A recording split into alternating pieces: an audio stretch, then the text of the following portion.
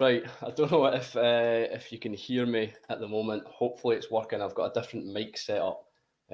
So I'd need people in the chat to let me know if they can hear me. I see some comments coming through already. Yeah, I was taking a little bit of time to get into this. It's a little bit of a impromptu live. So I just set it up. The girlfriend was going up for a bath.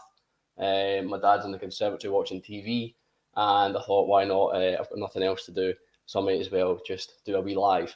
Yeah, so it seems like a lot of you can hear me. That's good to know. I did put a little message out in one of my WhatsApps to see if anybody wanted to join, but now that we're live, it's too late. I can't just invite someone in unless someone in the comments says they want to come in. Then I can ping them an email and they can join in. But yeah, hopefully the microphone's all good. It's a different setup. Usually I wear headphones. That's so I can hear my guest. But at the moment, there's no guest, so I don't need to wear headphones. So I don't need to hear myself. I've got the mic, solely the mic. So yeah, Gav said, hello, you're brave. Yeah, Gav, I'd love to get a time together whenever you're free and get a chat together. I think that'd be pretty good. Whether it be at the pot still, whether it be doing a live, I think that'd be a good kind of thing to do. But yeah, it's good to see everybody in. Thanks so much for joining for this total impromptu. We've got Gary in, one of the patrons. We have Whiskey Novice. We've got Steve Davidson, and we've got the Toro. I'm trying to see. Oh, Jimmy Jazz is in as well. So there's quite a few people in, and yeah, I don't know what I'm going to talk about. It's probably just going to be hopefully chilled, quite laid back, and we're just going to enjoy some drams. Drams that I've chosen to open, they're going to be taps off. I don't know if you follow on Instagram, if any of you are on Instagram, or the majority probably are, but we have an Instagram account, a group of us, and the whole thing is about tops off, which is, well, it's taps off, it's Scottish, and it's about opening bottles, sharing them between, there's 7 of us and the members, sharing them between the members. It's usually splits, and yeah, discussing them and enjoying them and having experiences that way. A group of us went to the Fife Whisky Festival. I think there was only 2 missing from the overall group, so it was 5 out of 7, which was pretty good. But yeah, if you want to follow that, our posts there's not loads of posts. We're gaining a little bit of momentum. But it's basically just trying to capture our collective journey and what we're doing, like opening bottles. That's basically the whole motif. So hashtag taps off. And with that being said, I'm going to have 2 taps off tonight. Or we could have a third. No.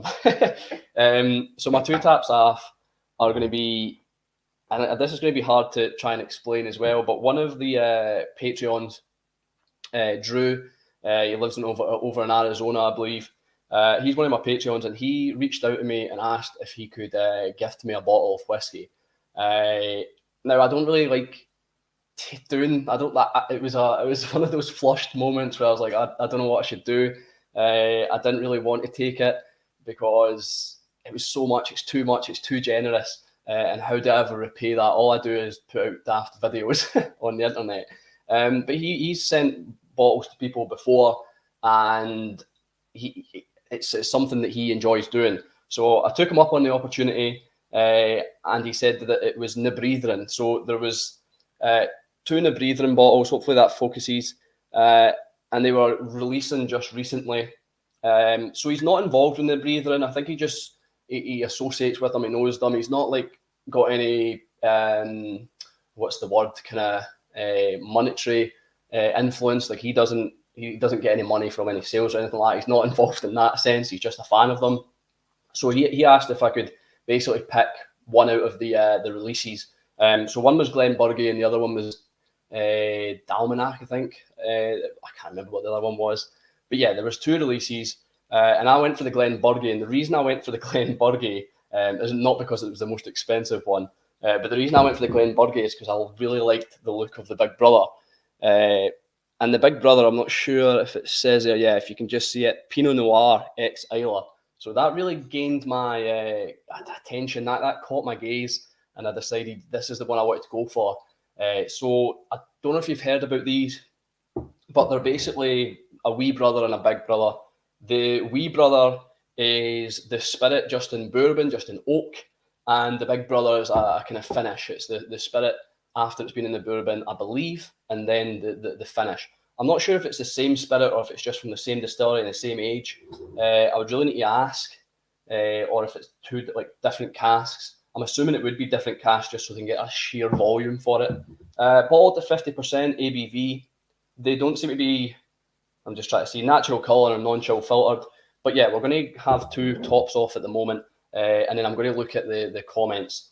So I'll take one top off first, we'll get it poured, and I'll put one of my coins on it. We'll get one of them on it, and we'll let it sit for a bit. So we'll go for the first pop. One thing I do want to mention about these is love the idea, love the whole idea behind it. I'm terrible in front of the camera, I forget words all the time. I promise I'm articulate. So yeah, I love the idea behind it.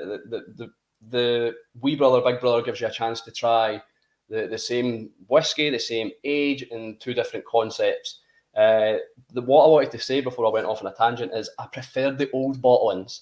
These bottles are cool. The labels are still cool. I like how they've got the kind of grid of the distillery there, and it's got all the details on it, but I just preferred the old bottles for some reason.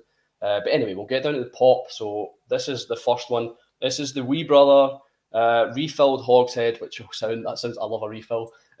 So anyway, let's get the pop. Where's the camera? The mic. So here's the pop. Hopefully that was nice and satisfying, and we'll get a little bit of a glug glug. Oh, that was just all glass and all whiskey over the table. So we'll let that sit for a bit, and I'll have a look at the comments, put the coin on it, but I might actually just pour the other one as well whilst I'm here so that it gets time to sit in the glass. And I need to wipe this whiskey, so I'm just going to use my t-shirt. We'll open the other one. We'll open the other one. So two taps aft tonight. Where's the seal? The corks are pretty cool on these whiskies. I didn't have the previous bottlings. Like, I've not owned the previous bottling, but Jim, Whiskey Novice, who's in tonight, he actually sent me, I believe it was a Ben Rinnes from their old bottlings, and I've really enjoyed that. And where I got these is it was easy for Drew to, I think he knew they were coming out in Aberdeen Whisky Shop, so he sent me the money for PayPal, and I bought the bottle. And yeah, I went to Aberdeen Whisky Shop. I like shopping local. There's plenty of shops to go local, obviously. Kinnaird Head Whiskies, you've got Aberdeen Whisky Shop, you've got Dunkeld Whisky Box, just to mention a few that I try and advocate. But yeah, I went to Aberdeen Whisky Shop, and Nick, who runs the shop, actually gave me samples of the other two that were released at the same time. So that was pretty cool, so I get to experience them as well. We'll get down to the next pop, the Pinot Noir Ex Isla. So here's against the microphone. Oh, that sounds good. I can't wait to watch this back and actually hear to see if it sounds, how good it sounds. So we'll get a coin on top of that. And yeah, we'll dive into the chat and see what you're all saying. It's been a long time. I have kind of missed it. So what we got here? We got Miguel in. It's good to see you. Evening, yep, evening, definitely. Jim saying Drew's a gent when he offers, accept happily. Yeah, it was a weird thing, Jim. He was saying about, well, if you don't want to review them because you don't want to be seen kind of given, obviously, my whole motif. I try and be independent, try and be built on integrity. And he did say, if you don't want to review them, I understand, because they've been a gift and you don't really want to kind of patronize the gift. And that's happened a few times, like when I've been given gifts at Christmas and stuff. If I don't end up enjoying it, I'll sometimes won't review it because I don't want to hurt the person who's gifted me it. But with these, I did say to him, I said, I will review them and I'll be honest. So if it's not so good, then it's not so good. But I have no doubt in my mind that the refill, at least, I'm really looking forward to. And like I said, I went for the Pinot Noir. I love Pinot Noir, and the fact that it's ex Isla. So I just wonder where in Isla it was. I know that the brothers, the two guys that own it, I don't know if they're actually brothers. I think they are. Anyway, they were over in Isla not that long ago. So I might need to go through their Instagram and see where they were. So yeah, James Everett saying, who sent it? It's the guy's name's Drew. He's I'm sure he's from Arizona, and he actually has I'm sure he has a sausage dog as well. But yeah, he became a Patreon of mine when I kind of first started the Patreon, and yeah, he just out of the blue. We've been talking quite a bit back and forth, and out of the blue, he just kind of offered me this whiskey. Yeah, and as you can see by my smell, I'm still quite dumbfounded by it. So yeah. Miguel saying, first time I've seen them in Barcelona, aren't yet easy access. Yeah, I think they're only UK currently. I'm actually going to get a beer as well, and I've not got one. I think they're only UK currently. It would be good to see them get more worldwide, but like I said, it's a great idea, a well thought out concept. And the packaging, yeah, like obviously I don't like these bottles as much as the last one, but the whole packaging, the whole design, I can't really fault anything with the aesthetics of it so far or the concept. But like I said, we'll see what the whiskey's like. So yeah, taps off. Yes, we do have taps off, 2 of them, and I will keep my top on tonight. Smooth as a brick. Yeah, so Jim's saying not a fan of the new bottle. Yeah, it's just a little bit maybe too elegant, too showy, too kind of prestige in a sense. It could just be, any glass will do. But I thought I'd show you the cork. The cork's quite big, but undoubtedly unique. Is their motto. Hopefully the Wi-Fi and everything's staying good. I just got a Wi-Fi issue with my phone, but I'm pretty sure I'm on 4G, so I hope everything's staying well. Stephen had a Kalila wee brother from them, and it was a great example of a young Kalila. Yeah, I've been trying to get into Kalila a lot more because everybody raves about it, and it is one of those whiskies that gets bottled by every independent bottler known to man. But for some reason, I struggle to get into Kalila. There has been some examples where I've thought, yeah, that's really good. But yeah, it's something I need to try more of, or at least try and get into more of, is Kalila. Jim saying, Drune sent me that Ben Rinnes too, as I said, yeah. So that was the Ben Rinnes that Jim sent me. And I'll definitely be sending samples of this. I won't be keeping it all to myself. So it'll be good to see what other people think. Sounded pretty good for here. Yes, the pop. Mate, gifts, in Jim's opinion, from distilleries are one thing, but for me, it's from another enthusiast. Yeah, I do agree with that. It was more just the sentiment, the whole idea behind it of getting a gift from someone that you've never met or anything. It's I don't know how to, not cheeky, but it almost feels like that. It feels kind of, I don't know how to describe it. Obviously, like I said, I'm dumbfounded and I'm very grateful for it. He's received a few gifts now, but always make sure to name who gifted it. Yeah, and I'll definitely do the same when I come round to reviewing these. Drew hasn't sent me anything, but still a great guy. Yeah, I'm guessing you just need to be a cool guy. So yeah, I'm going to go grab a beer quickly just to take the edge off while these whiskies sit. And I think I'll just have the 2. We might have another one, but we'll see. I promised the girlfriend who's in the bath that I wouldn't make this last too long, and I usually do make them last quite a bit, or in my head they're quite long. But that's what happens when you're drinking again among friends and that. You just you have a good time, and then you end up wanting one more and then another one. But anyway, I'll go grab a beer and I'll be right back.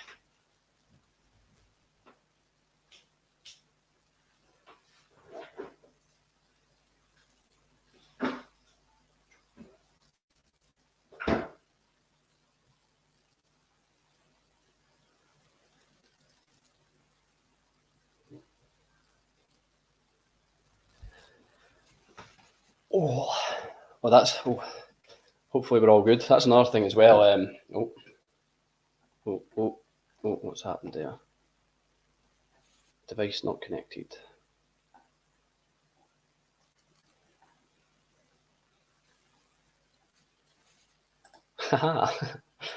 Right. Let's see what's going on. Why am I? So, there we go. Right. Yeah. Talk amongst yourselves. It's like, yeah. It's like when the teacher goes away in school. If any of you old people can remember what school was like, but when you, Yeah, I'm just slating all the old people in the chat now. Yeah, if you can remember what school was like when the teacher used to nip out for supplies or forget something, or another teacher dragged her out, everybody in the class would just go mental and have a laugh, wouldn't they? So hopefully you all had a laugh. I was away. I was only away 2 minutes. But yeah, Stephen's saying he likes the bottle design. Nice having random bottle shapes on the bar. Favourite is the Glenrothes grenade-shaped bottle. Yeah, I do like the Glenrothes shape. It's unique for sure. It's like kind of Glenfiddich with the triangular. They're first to do that, and that made them really stand out. Obviously, like Macallan, I'm not a fan of Macallan, but Macallan's bottle design's nice. It stands out, and yeah, you're right. These do stand out. My only kind of quarrel with it would be, does it add a little bit extra to the price? So the wee brother, just forgot to say as well, the wee brother was 65, I believe, or 60 odd, and the big brother was 75, which isn't too bad. They're both 10-year-olds, but obviously the big brother's got that extra finish to it, the Islay Pinot Noir.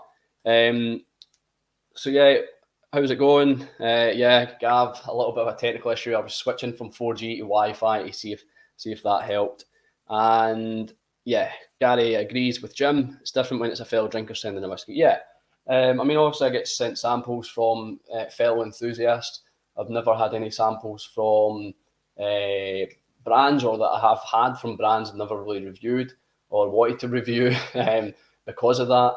But yeah, I don't really like reviewing samples either that I get sent because I don't think it reflects the full whiskey, if you will. So I'm just going to crack a little beer and take a little bit of the edge off.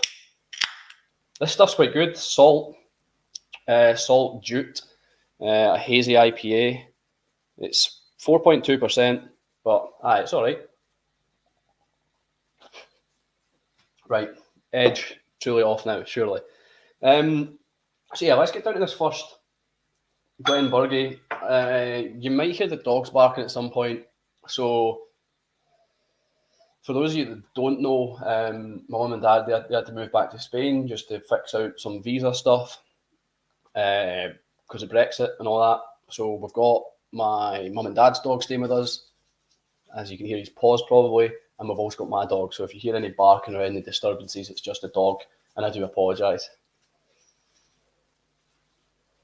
Oh yeah, I'm going to need the water as well. I do have water up here because these are 50% ABV. And there is a little heat. It's nothing. Yeah, it's not too off-putting, but I feel like the alcoholic vapours are just overpowering any scents, any flavours at the moment. So you can just hear the water going in. I hope no one needs a pee. So I'll add a wee bit of water in. It's very light in colour, obviously. That's with the water, but even in the bottle itself, you can just see me through it. Very light. Yeah, that's nice. There's a little bit like, I want to say peppermint, something minty. I'm not sure what is everybody drinking. Is anybody else got a dram beer? I wasn't going to drink tonight. We try not to drink on weekdays because it's so easy to fall into a habit. But yeah, like I said, bored, wanted to do an impromptu live. So yeah, let me know what you're drinking as well.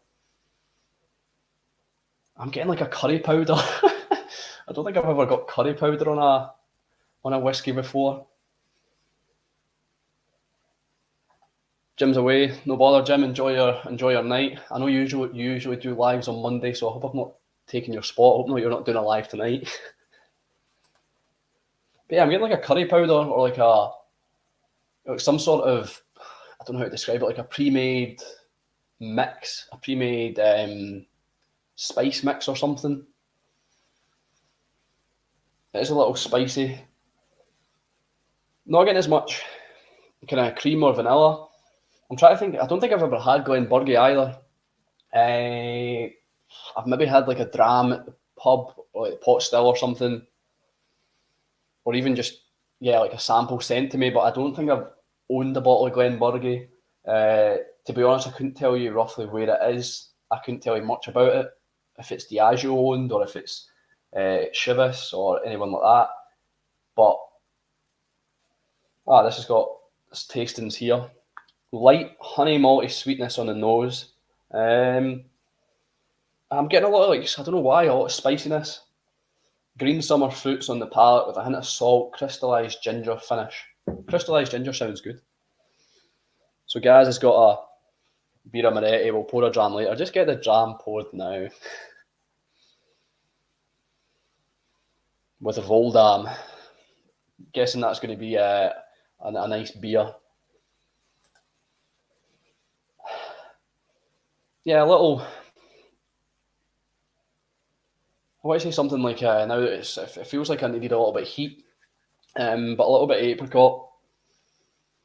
Obviously, this is only the first pour as well. I'm not expecting too much from the neck. I never do. That's why I always try and review my whiskies halfway down. But yeah, a little spice mix, something like curry powder, something like that.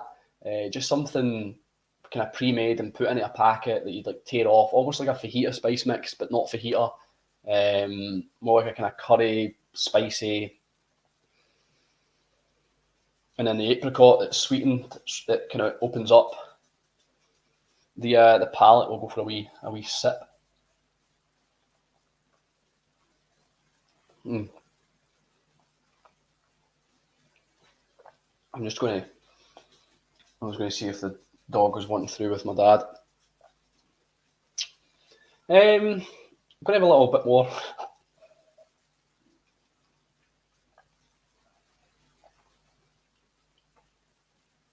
There's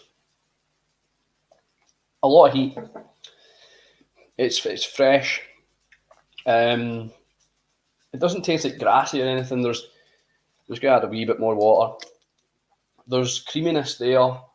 And I want to say in the form of like a kind of like a yogurt, like Muller corner. I've probably said this before, but just the yogurt itself without the corner parts, or just like a kind of typical vanilla yogurt on the palate. But it feels really spicy as well. Like lemon sherbet dips with the licorice. You used to get those sticks of licorice, and you dipped into the lemon sherbet, licked the licorice, and then so that it stuck around. It's kind of that in the palate, like a little citrus. This dog's just going back and forth with his wee claws.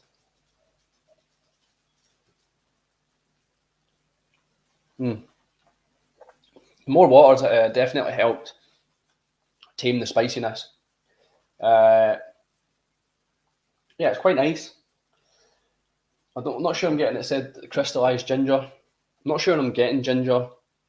I might be, but there's definitely like a honeyness. Well, it does say honey on the, like it was on the nose. There's definitely a honey element. It's quite, I reckon it will reveal itself in time and become a lot better. But for now, it's quite restrained. But I don't think it's bad. I'm enjoying it. So what else do I talk about? This is the thing with impromptu lives and not not having a subject. I think we've exhausted the shapes of bottles. Yeah, I don't think there's anything else to talk about. Maybe I should just end the live now and enjoy the whiskey.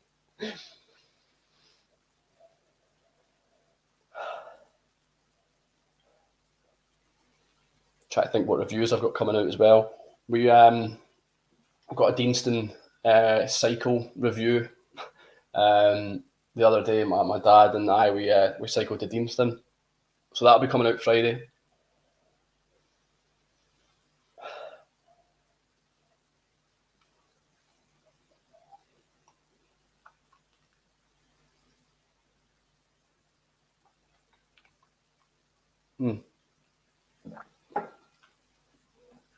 Yeah, I'm enjoying that as it goes in. It goes down. It goes in. I'll let it sit for a bit longer.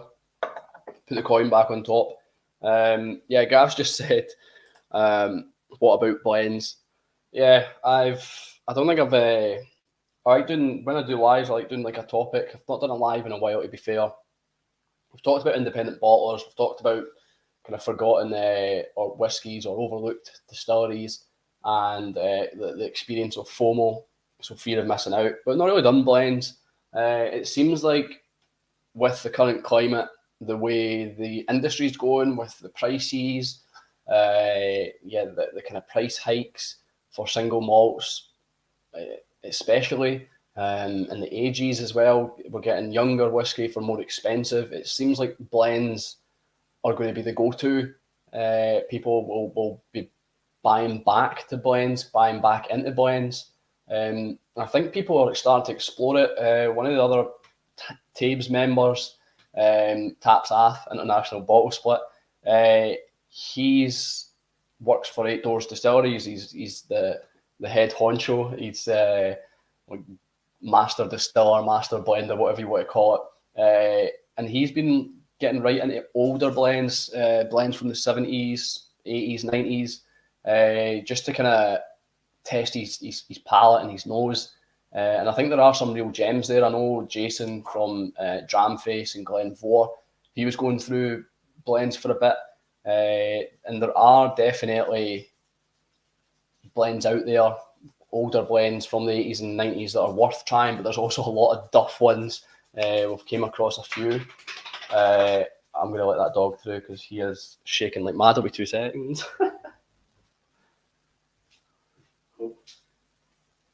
Oh well, my dad's got him. So yeah, it seems like blends are going to become the norm. Well, I think they will be soon.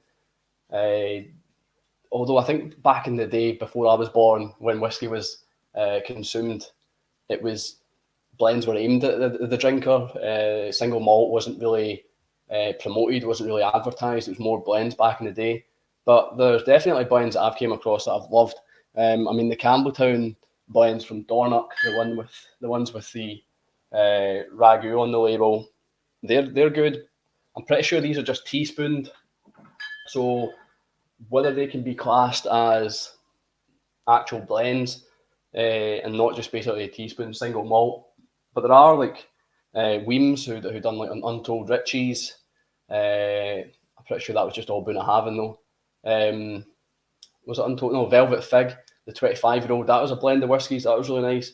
I've been getting into blends, really enjoying them. The McPink, I reviewed that a couple of weeks back. It's a blend that's finished in port, and some cracking experiences I've had from that. It's a real, what was the word I used? Something you can just keep drinking and drinking over and over. I can't remember what the word I used now. My memory's failing me, and so is my speech in front of the camera. I'm getting more and more nervous for some reason. Anyway, so yeah, that's what I think of blends. I think they're going to make a comeback in a big way, and I'm enjoying the blends that I've been trying, that I've had, and especially old ones. I've got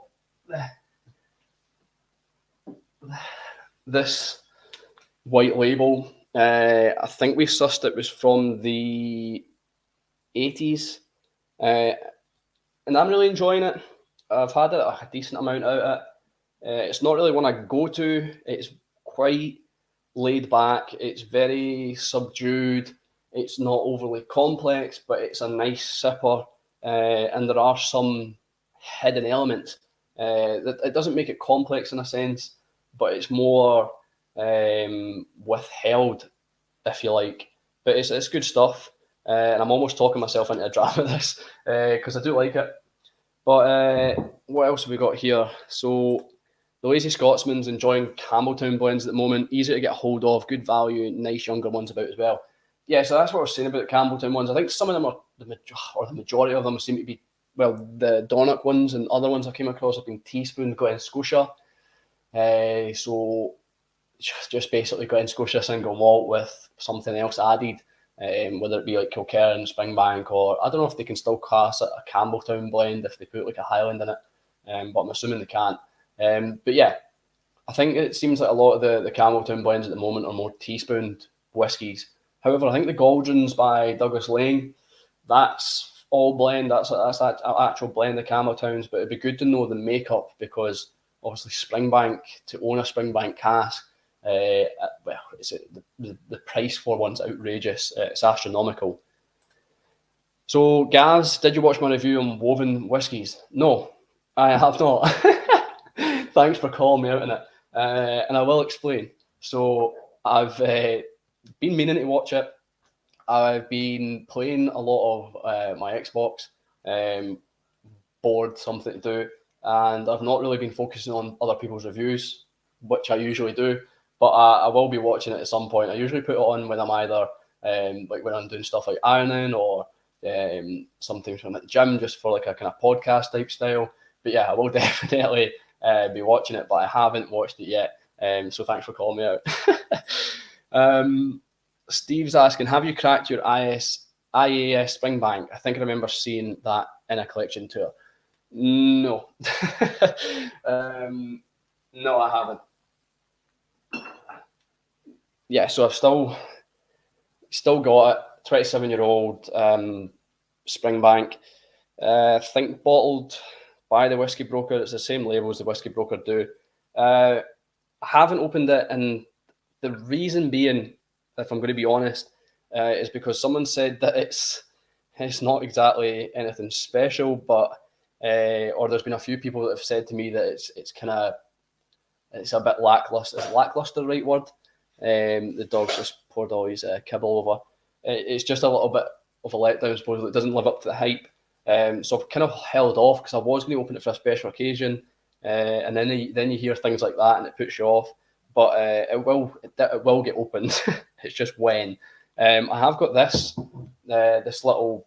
I paid for this. I think it was Dave Cox.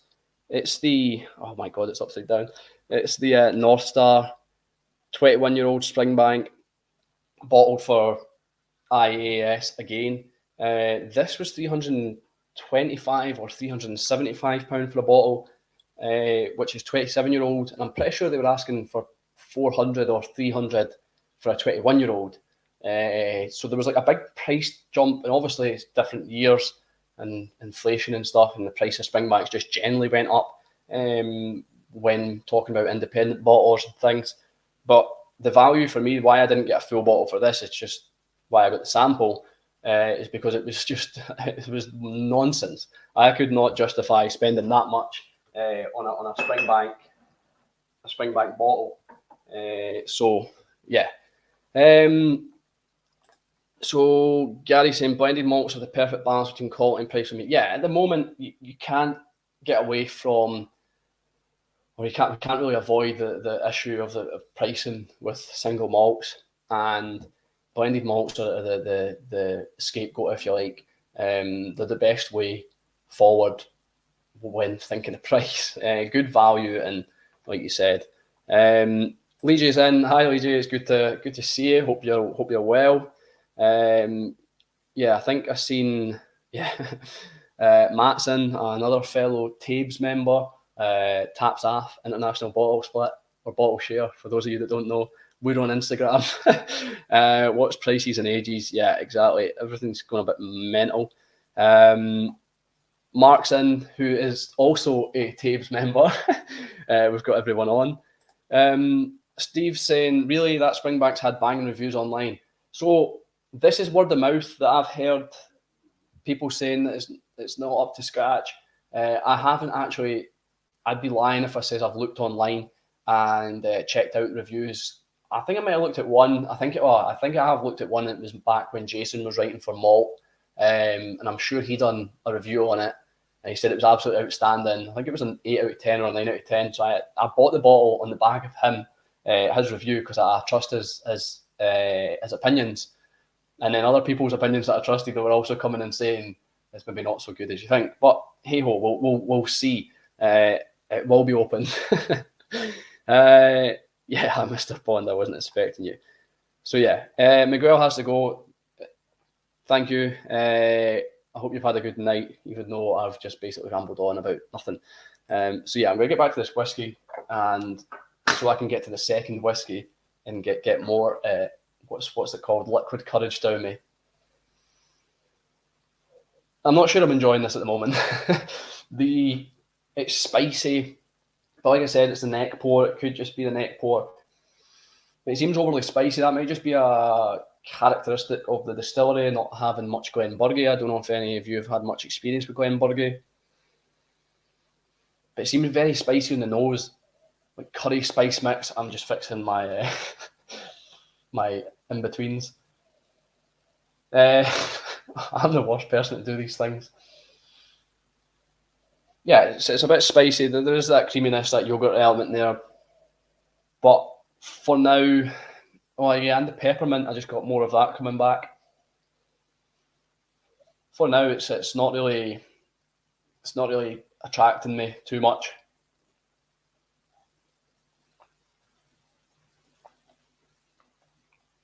Maybe more water, more time. But it just, I don't know if it feels, or when I think of young whiskies, I tend to think of, yeah, it can be a little harsh, a little spirity, and normally I think of like grassy, sometimes pineapple, a little kind of acidic, and that's what I think of when I imagine young whiskies. This hasn't really got those elements to it, but it just seems a little, yeah, too spicy. I've already said it, spicy. So yeah, for now, the neck pour, and not having a lot of time with it, it's a whiskey bin, so that can get away. Yeah, that's it's like I said, it's only the first dram. It's got a lot of time to open up, but yeah, it's not taking my fancy at the moment. Hopefully, the Pinot Noir ex Islay. I really enjoyed the long roll Pinot Noir, and I think I've had a Blair Athol done in Pinot Noir, so I think that's what kind of urged me to opt for the Glenburgie over the other release, which I believe is Dalmanac or Balmanac, one of them. Whatever the distilleries are, the information's online. I'm terrible with things like this. Lucky I'm not a salesman. So yeah, Toro, I've just been having the Glenburgie Wee Brother, the refill hogshead. I usually quite like a refill hoggy, and it's just a little bit spicy for me at the moment. And it might just be, I put some water in it, it might just be the first dram, the neck pour, but I wasn't really enjoying it. Got some flavours, but yeah, like I said, not enjoying it too much. Yes, I do have some coins for sale. They are £10 a coin, postage, packaging included. And yeah, it just helps the channel out basically. A little bit of support. And yeah, I think they're pretty cool. I really liked my design. The whiskey win and the whiskey bin on the other side. I thought it was pretty cool. You could, I'm pretty sure you said to me, if you're ever undecided, you could just flip it and then let fate decide for you, let the whiskey gods decide. But yeah, I like the design. I like the idea of whiskey win, whiskey bin. If I'm going to blow my own trumpet or blow smoke up my own arse, I'm not going to lie, I like my whole rating system. I felt that score points are a bit too saturated. Seeing a lot of 80s, a lot of low 80s or high 80s, and to me that would be an absolutely superb whiskey. And then sometimes you're getting these whiskies that are supposedly 86 or something on whiskey base, and you try it and it's all right. It's not an 80. Like I said before, and I've probably said it 100 times, the way malt used to do it, or malt do it, and the way that Dramface are currently doing it, 5 should be your bang average, and then 10 should be your amazing. That just makes sense. 5 is half of 10. It's halfway between. So yeah, I thought point scoring was a little outdated, or maybe not outdated, but I just thought it was a bit exhausted, a bit saturated, and a little bit of false kind of falsehood about it, because it didn't really reflect whiskies for me. So I just rather say whether it's a win or a bin. If it's that bad, it's a bin. But most whiskies are wins anyway, because not all whiskies are bad. It's hard to find a bad whiskey.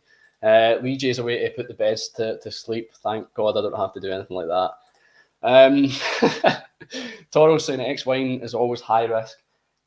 Yeah, I love a wine finish, and I've said it before. I love a wine finish, but it's when it's done right.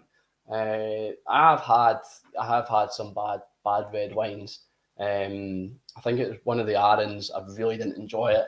Other people enjoyed it. I just could not get with it, and I thought that had something to do with red wine. And I'm not a fan of wine solely on its own. I hate drinking wine. I can have like a rosé a little bit, have a bit of red, but I'm not enjoying it. And I maybe should be grown up enough to enjoy it and enhance my flavour profile, but it's just not me. I'd rather drink beer and whiskey, Guinness and whiskey, that'll do me. But yeah, for some reason, I hate wine on its own, but then when it works in a whiskey, I absolutely love it. So that's what I always say to people when people are saying, oh, they can't get any whiskey. They're like, oh, what do you suggest? And I always say, well, do you like rum or do you like wine or what do you like? And normally you get rum or wine. People drink either rum or wine. And you say, well, you get rum-influenced whiskey, you get wine-influenced whiskey, or whiskey that's been influenced by wine and rum. So they should try that avenue, because that should get you into it. But anyway, like I said, I'm going off on a tangent. I think it's weird that I hate wine on its own, but enjoy it in whiskey. But then I suppose that's like a fallacy of composition. Just because you like ice cream, just because you like beef, just because you like brown sauce, and just because you like spaghetti, doesn't mean you're going to like them all put together. It's like how some people like potatoes, some people like chips, some people don't like them both, or one or the other, whatever I'm trying to say. You know what I'm trying to say. So, yeah, I'm going to have a little bit of beer. We've got the red wine sipping. It's still quite a light colour. Compared to the refill hogshead, it's obviously not as light. But you can tell it's not had any added colouring in it.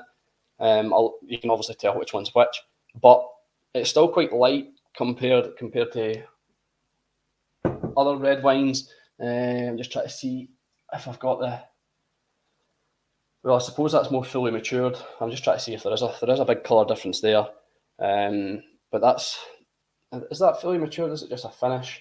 Oh, well, that's a 3 years finish. The Long Row Red, which is also... No, that's Malbec. The Pinot Noir's up there somewhere. But yeah, that's a 3 year finish. So I just want to see when this was finished in. I'm hoping to give you all the information here. No, doesn't say how long it's finished for. Hopefully they've got that information online, because I'd like to know how long it's finished for. I think if you're going to be, I think for independent bottlers, the best thing is transparency and giving as much detail as possible. Or if I was to be an independent bottler one day, that's what I'd hope to do.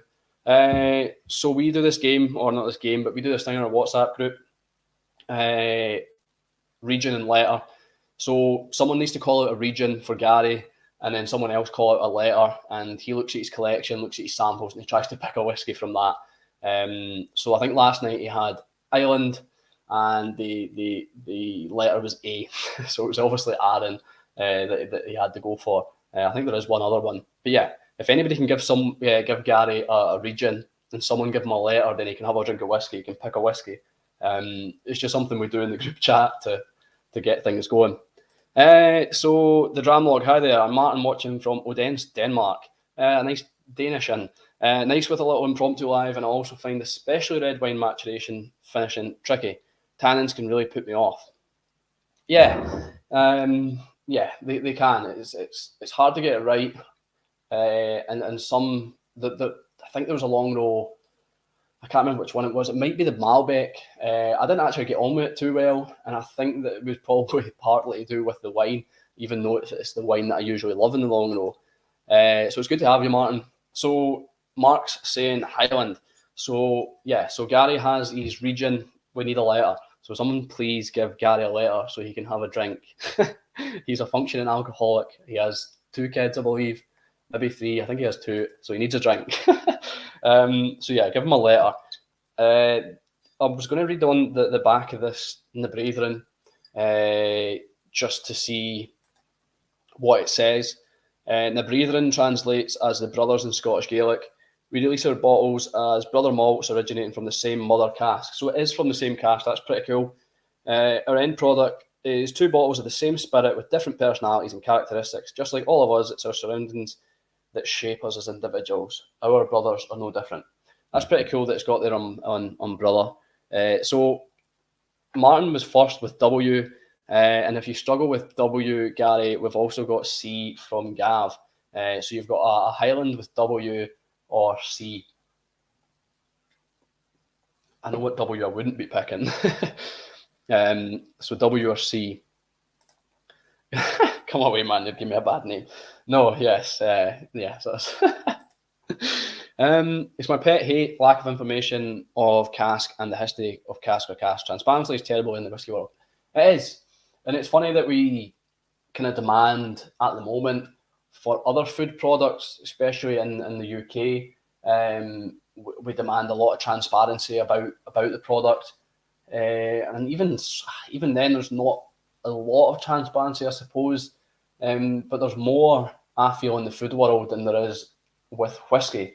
And I don't see what the issue is with transparency, whether it will affect sales or whether people think it'll affect sales, as if they've got something to hide.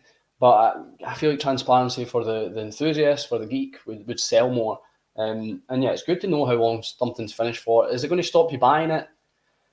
I mean, if you've seen something that was finished for 3 years as opposed to 12 months or something, you might. But surely that gives you the option to say some people might not want the full 3 years. Some people might want less of a impartment of the flavour. So you've got a rum finished whiskey that's 12 months, a rum finished whiskey that's 3 years. Some might say, oh, I'd rather have the 12 months than the 3 years. And some might say they'd rather have the 3 years. So I don't see what the issue is with it. Yeah, that's my thoughts. Gav's Rand's in, my man, yep. Gav and Martin both putting letters in. So Gary's BRB swerving Wolfburn as we speak. Yeah, the W is not. Yeah, I wouldn't have a Wolfburn. I've had a few Wolfburns, but none of them tickled my fancies. They've all been a hit and a miss. And we have another swig of this.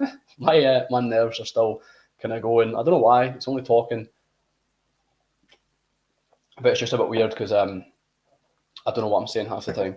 So yeah, I've got this Nibreithrin Glenburgie Pinot Noir Exiler. I think the Exiler is going to add quite an interesting depth to it, an interesting edge.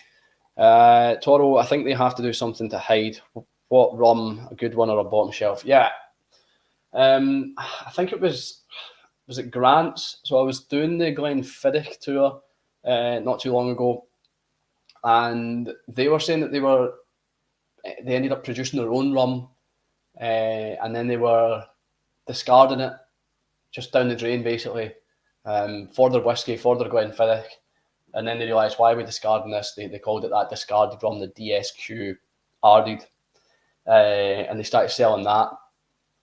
So I've just barked. I don't know what my point is.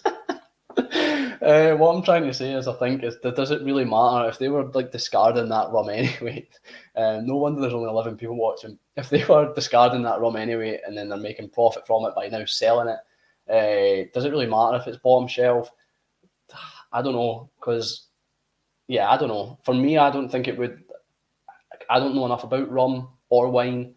But then I suppose that could be a kind of downside of having too much transparency. If they're stating it's some premium wine from some valley of France somewhere that's exclusive and luxurious, they could add a premium to the price of the whiskey. So maybe that's the downfall of having too much transparency. But I'm not sure. It'd be a good live topic. A full discussion around kind of transparency in the world of whiskey, and what it would mean, and how better it would be or how worse off it would be. But I don't think transparency would be worse off. I think it'd be better. I was trying to think of both sides, but yeah, like you're saying. So it's just X rum barrel and name only. Yeah, you don't get. It would be good to know what rum, I suppose. If it was just Captain Morgan's or something. But I mean, if it's still imparting the same flavours, does it matter? I suppose you might want to be paying less money if you find it's Captain Morgan's instead of, I don't know, Plantation or something. So Mark saying, have you seen the name of the new Elixir Ale distillery? I know you're a pronunciation expert. How do you say it? Is that actually how it's spelled? I've not. Well, I think I've seen like posts of it on Instagram. I'm terrible for keeping up with new distilleries. I was speaking to Nick in the Aberdeen whisky shop. New distilleries, independent bottlers, I seem to be doing quite well with. I'm always looking out for new bottlers. For some reason, I like exploring new things. But when it comes to distilleries, I was saying to Nick, I feel overwhelmed and almost at the point of like, why? I know why, because there's money to be made and there's a boom in the market. But there just seems to be so many distilleries and not a lot offering quality. They're more focused on like quantity. They're more focused on making money, releasing a product that's too young, too harsh, and almost started singing there, and not enough quality. First example, I'm just going to name distilleries. Newton I've not been impressed with. I love their whole kind of concept with the sustainability, their eco-friendly approach. But I had their batch one, wasn't impressed. Other people have been telling me that their batches are growing stronger as they go on, which is good and it's what you expect. But shouldn't the first product be good? Shouldn't your first one be your staple as well? Shouldn't that really promote what you're all about? I felt it was a bit lacking, didn't have a lot of character. I had got sent some cask samples from one of the ambassadors, so I did get sent samples. He kind of sent me them. Well, he was speaking to me through Instagram, and he sent me three cask strength whiskies, I believe, or 2 cask strength whiskies. I didn't want to review them or anything to give free publicity, but I did have them, and they were nice. They were good, much better than the original release. So maybe put something like that out there, because I feel like it'd be received better. But yeah, Newton for one. Wolfburn's still quite new. I feel like there's been nothing groundbreaking with them. Nothing that's made me kind of open my eyes to them. Try to think what other distilleries I've not really been enamoured with that I've actually tried rather than just not gone to. But yeah, Newton for sure. I think Lochlee's first release, I've had a sample of that, and it was only a sample, but I didn't think that was up to much. But they seem to be doing quite kind of experimental things as well, so that might be a good thing. But it'll be interesting to see where distilleries go. The likes of Linder's Abbey, I've not had anything, so I couldn't possibly comment on them. Rassay, they seem like they're doing good things. I had the While We Wait from a festival, and I thought that was what they were going to be producing, and I was like, this is absolute crap. But it was whiskies from other distilleries. It wasn't actually their stuff yet, so I kind of stayed away from Rassay.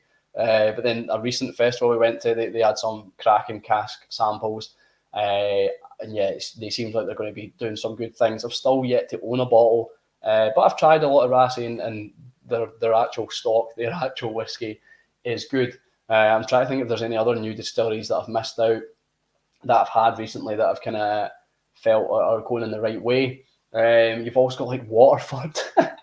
What an absolute joke, saying that they were going to release things at 7 years, or saying they were going to wait until it was ready, 7 years, maybe 9 years, and then you get these 1.1, the great terroir. It's a great idea once again, concept's brilliant, but the whiskey was just poor.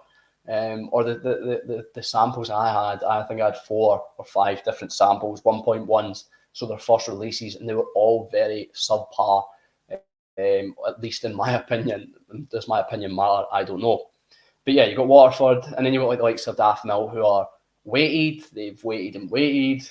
They didn't release anything too young. I think what they released was maybe 10-year-old. Their first release, the 2005.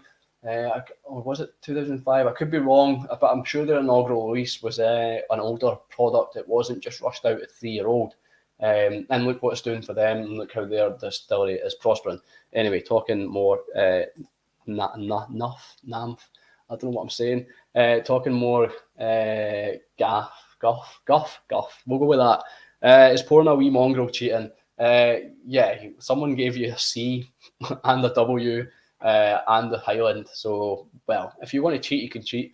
Martin saying, just poured a Cadenhead's Knockdo 10 that has been finished in Fino Sherry cask from June 19 spring to 21, talking of transparency. Yeah, that's the thing, and I know Gavin here, if he's still here, he's a big advocate for Cadenhead. You've got the likes of Jason, who's a big advocate of Cadenhead. And I think the majority of us know how transparent Cadenheads can be and how good they are. I can't recall having a bad Cadenheads, and even their blends, great value for money. And I think they brought out a Little Mill recently, and they're charging £700 for that, and I think you've got to commend them. They're trying to take away as much from the flipper as possible. Well, I feel. I don't think there's much resale in that. There may be some, but not as much as the flipper might think. But yeah, Cadenheads is definitely one to applaud. What else have we got? Here's the thing. It's obvious that good sherry casks are becoming increasingly scarce. Is it clear? Scarce. It's clear to anyone, yeah, there's loads of sherry whiskey. People are being conned with the word sherry. Yeah, it's the colour, the fact that it's sherry, the fact that it can hide, or I feel a lot of sherry, even if it's not great sherry, can hide bad whiskey. I might just be completely out of my mind saying that, or out with any right of saying that, because I'm not involved in the way things are run, the way the end product actually gets to you and how much it affects it. But for me, in the whiskey I've tasted that have been influenced by sherry, it feels like the sherry, even with like high ABV whiskey, sherry seems to have this effect that it can just control it and almost, don't want to say dull, but just embrace it and take it in, encapsulate it, and bring it down a little to make it a lot more approachable. And I feel like that's what sherry does with terrible whiskey as well. It can make it seem better than it actually is. But yeah, a lot of people do get conned with the sherry and the colour, and it's why you see Springbank Oloroso, Daft Mill Oloroso, the Springbank Local Barley, Ben Nevis sherries on auction sites, this beautiful dark colour, and why you see it going for so much money. And so it was one of the reasons I started straying away from sherry, because one, I wasn't enjoying it as much, and two, I just felt like everything was sherry. And I felt like I was getting to a point where it was like peat, what's the word called? Oh my God. Just overburdened with sherry, peat blind, sherry blind, whatever you want to call it. That's what it felt like. It felt like it was just Christmas cake, Christmas spicy, sultanas, raisins, dates. And I was like, I can't be bothered with this. Get me back to bourbon, get me back to a refill hoggy, and let's just take it from there. Get back to the distillery and what it actually means. So yeah, I took a little bit of time away from sherry.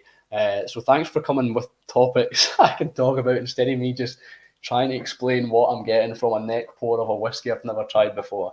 I really appreciate it. So Gary saying he liked the first Loch Lee more so as he got into the bottle. Yeah, so I only had the sample, so I can't necessarily say that my opinion is better than yours. But yeah, you've had a bottle, you've explored it, so I would say your opinion carries more weight. But yeah, I didn't enjoy my sample, unfortunately. Linder's Abbey use STR wine casks. And that's another topic that would be good to discuss, is the whole STR wine cask. So it's shaved, toasted and recharred, or there's other words, maybe not shaved. I can't remember what the other word is, but it's basically shaved, toasted and recharred. And it's a way of rejuvenating, for people who don't know, but I'm assuming most people know. I'm probably going to butcher it, but it's a way of rejuvenating the cask and getting kind of more life out of the cask. And I'm sure I read somewhere that it mimics or kind of makes the whiskey seem older, but I'm not sure where I read that and if it's a reputable source.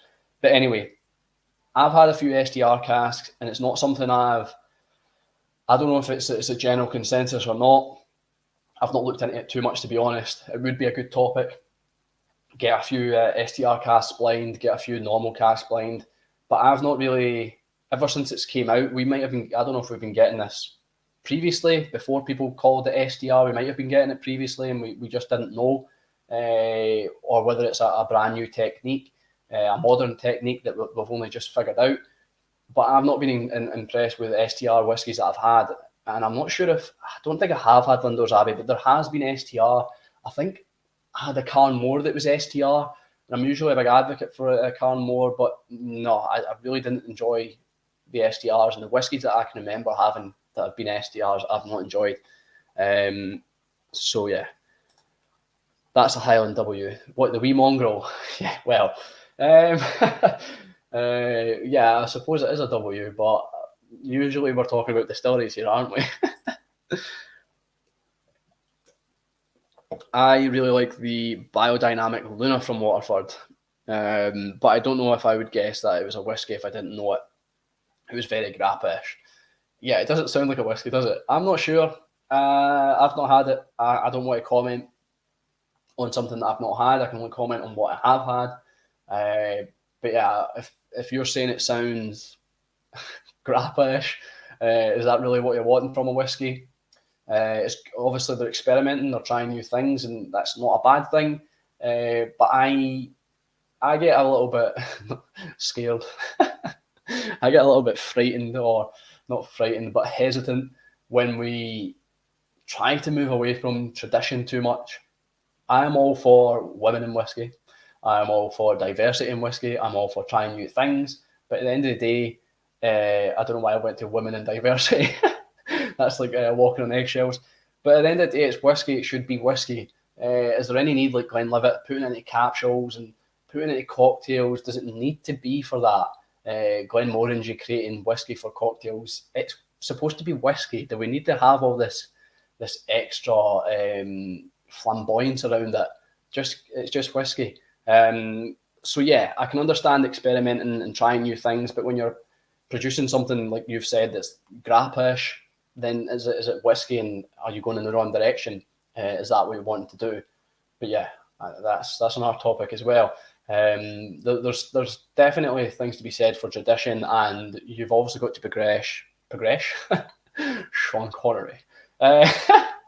You've obviously got to progress and evolve, come up with new ways to distill, come up with better sustainable ways to distill. Yeah, great, but there's also the tradition and how a whiskey is supposed to be.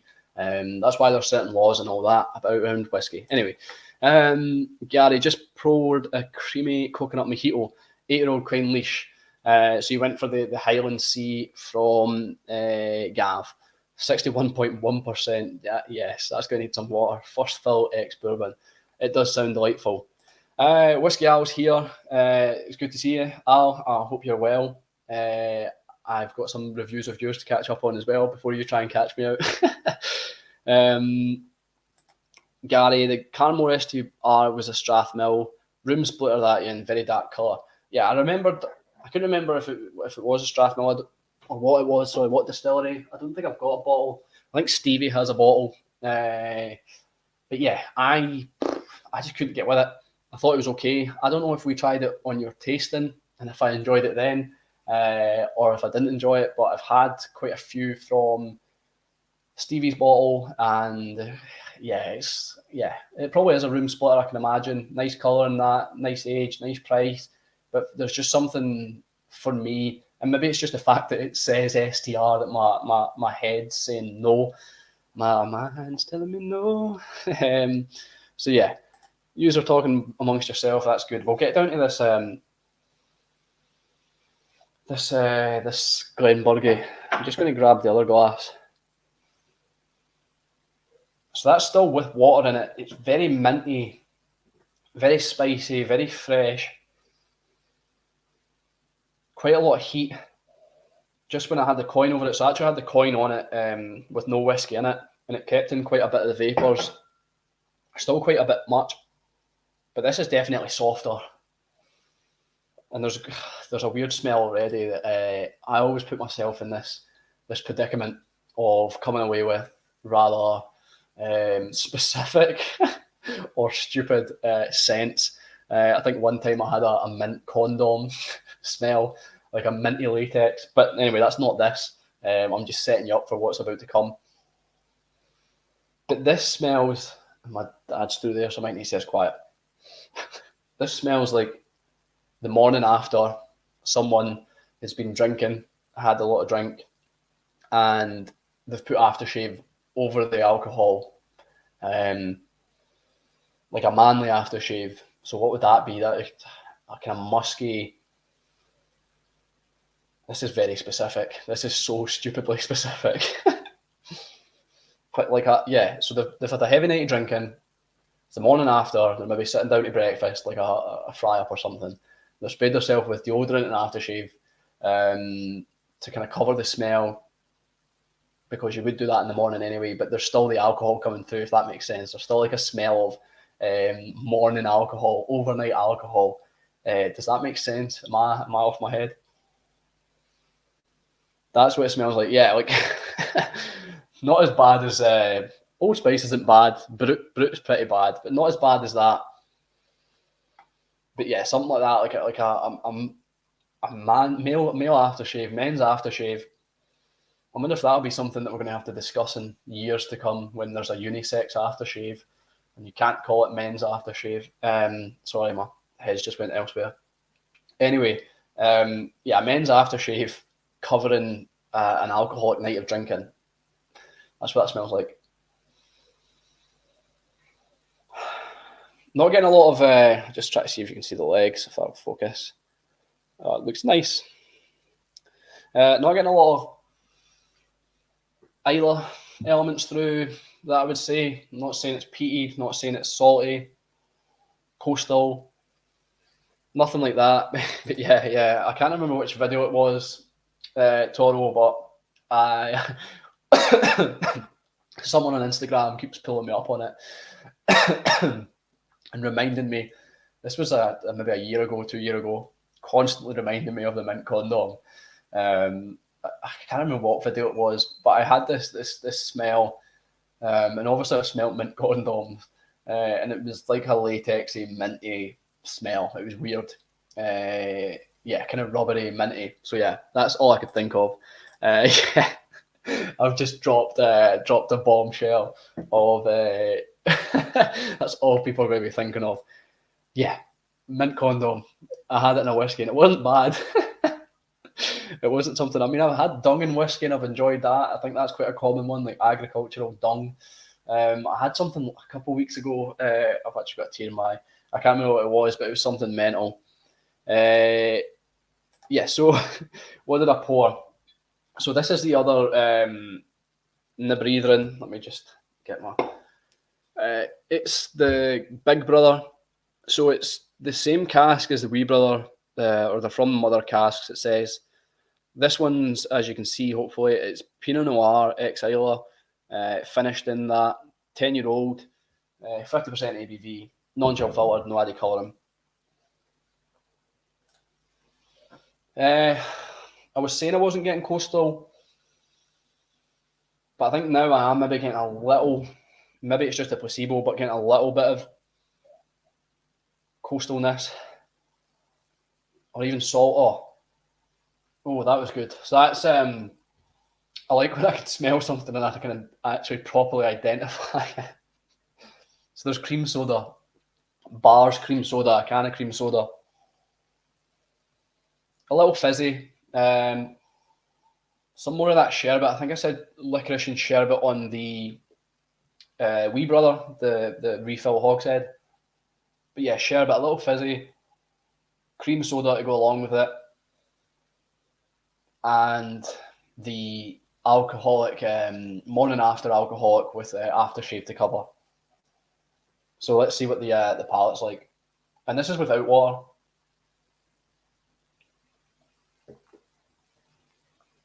I mean, it might have been because it's sitting longer. It's still a little spicy. Not sure if I'm getting any winey elements, but you can definitely tell it's been in Isla now. And I think it feels like something like Kalila. It's just adding a little bit of water. It's got some smoked bacon element, crispy smoked bacon for sure. It's not overpowering. It's just there. There are other things there that I can't pick out at the moment, but the bacon's just there. It's very fleeting. You can tell it's maybe not Isla, but you can tell there's something kind of smoky, something coastal. Like I said, with smoked bacon, it can be quite salty. Let's see what else.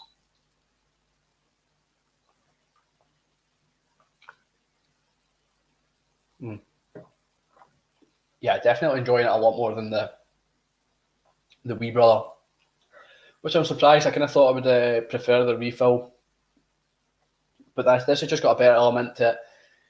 Like I was saying with the sherry in some whiskies, the wine, the Pinot Noir, seems to have kind of softened the character of the distillery, the whiskey, the pure distillate. It's really nice. I want to see what's on the bottle. So we've got oak and pepper, lead on the nose. See, I just said like pepper, more like that kind of spicy element on the first whiskey. There maybe is a little bit of oak, but I'm still, maybe that's, you could tie the oak in with, that would be a push in with the kind of musky aftershave, but no, I wouldn't necessarily say oak. Continues on the palate with a hint of sweet dark fruits. Ooh. I suppose that's from the wine, but I'm not getting any wine elements yet.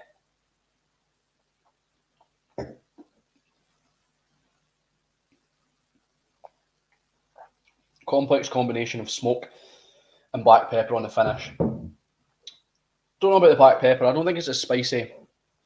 I don't think there's that spiciness there, but it's definitely smoky on the finish and the end of the palate.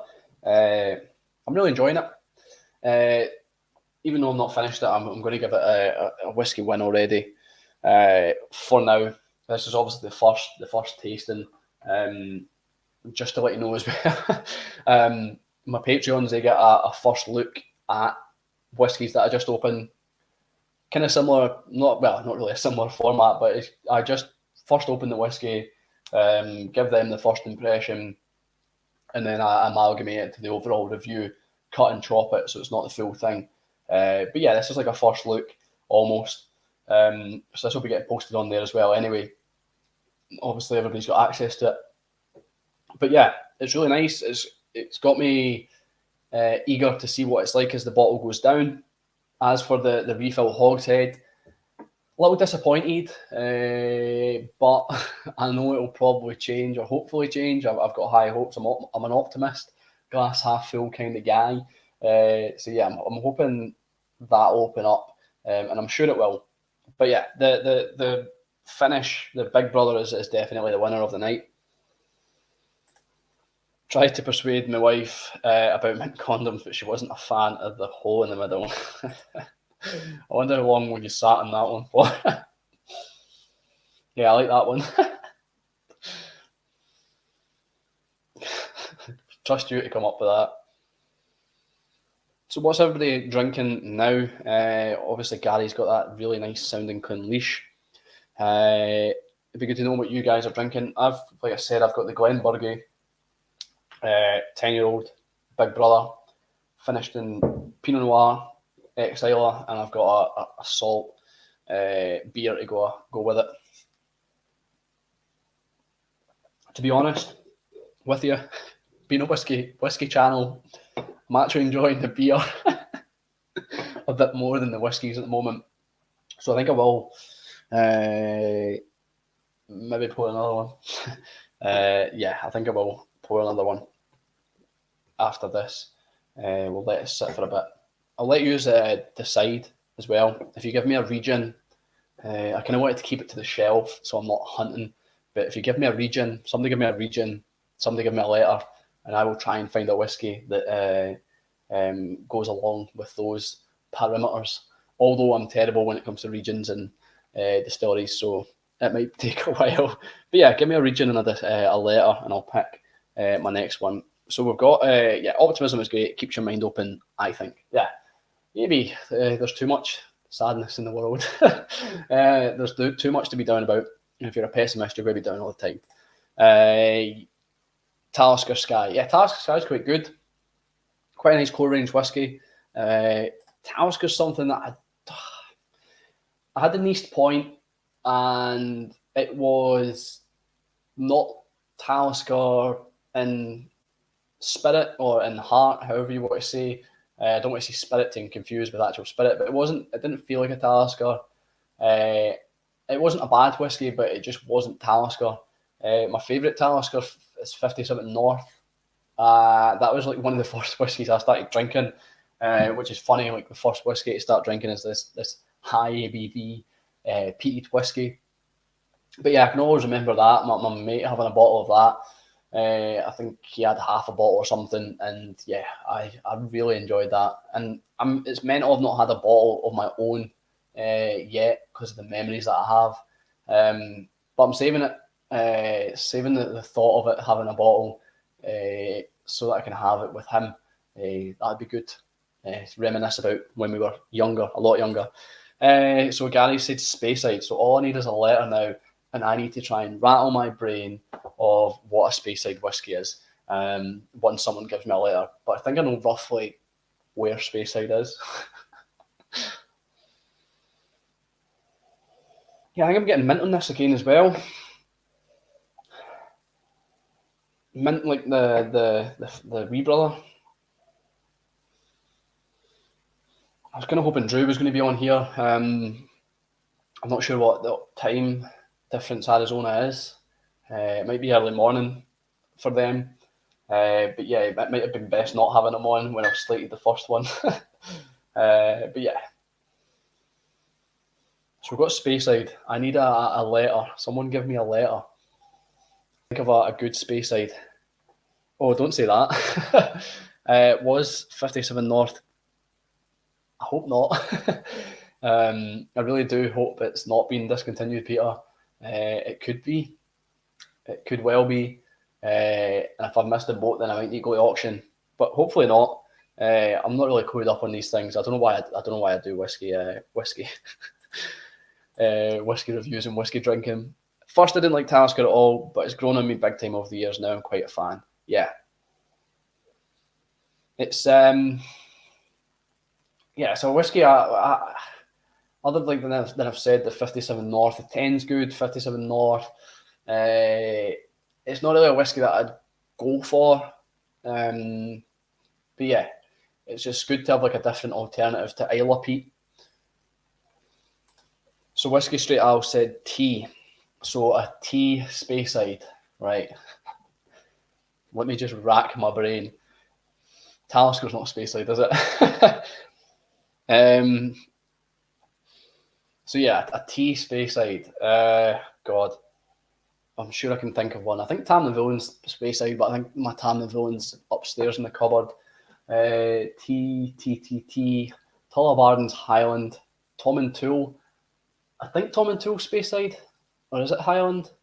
I'll have a think about that, or someone will tell me whether or not tea is Tom and Tool's Speyside or Highland. But I have got a Tom and Tool. I have got a Tom and Tool up there. If tea for Tom and Tool is Speyside. Talisker 10's always been on my bar tastes. Quintessentially like whiskey to a beginner. Yeah, Talisker 10 probably is one of those whiskies to put people off. Like you said, you've said it perfectly. You've said it better than I can even try and think about a more clever way to express it, but you've said it perfectly. It's like an atypical drink or an atypical whiskey to a non-drinker. How's it going, Drew? You've been praised a lot tonight. So we opened the Nebrethrons, and I was saying how they got to me basically. I didn't really enjoy this one, the first neck pour, which is the Glenburgie. Get me out the camera. The Glenburgie Wee Brother Refill Hogshead.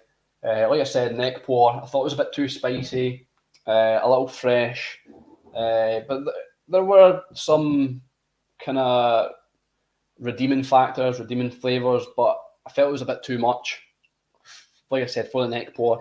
Then we've had this. This is what's in the glass currently. The Pinot Noir Exiler. A lot better. Still a little spicy, a little minty, which was same with Glenburgie. Not as spicy and quite smoky on the finish, quite smoky on the palate. Didn't get a lot of red wine yet. But like I said, it's only neck pour. It's the first look at these, the first taste of them. But I've enjoyed the big brother over the wee brother so far. And I'm actually surprised, as I was saying, I thought a refill of Hoggy I'd probably enjoy more, get to know the distillery a bit better. But the distillery at the moment, whether it's the distillate or whether it's just the cask, it's a little spicy and a little too much. And as I said, it's neck pour. So thanks for sending me a bottle. Really appreciate it. And yeah, I can't thank you enough. I'm dumbfounded, basically. So we've got Willie. Evening, it's good to see you, Willie. I hope you're well. I hope you're, I know it's a Monday night, but I hope you're drinking something, having a wee drink. It might be a bit early for Drew. 8 hours difference. Is that 8 hours down the way? I think. So Toro's saying 57 has been discontinued. The rumour is that Task 18 is about to become very much more expensive. Yeah, I seen a Diageo kind of price breakdown almost, and it was something like over 100% price increase. Whether that's true or not, I hope not. But yeah, I did see something like that as well. A bit gutted that the 57 has been discontinued. I've missed the boat to buy a bottle other than auction. So hopefully I can find one at a good price. So Martin's got the Ethereal from Compass Box, and he always keeps a bottle of Talisker 10 at hand. It's only been a few days since he last reached out for it. Yeah, maybe I need a Talisker 10 in the cupboard. I really don't like the new labelling from Talisker 10. The new, it just looks, I think it looks really, I just think it looks really terrible.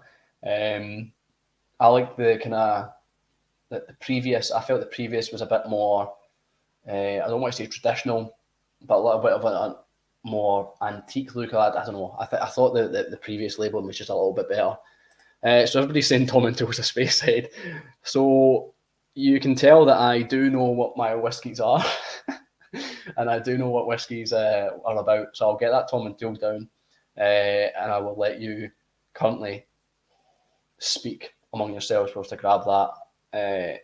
Yeah, I'll keep this for a bit. But yeah, I told you I know what Speyside and tea is.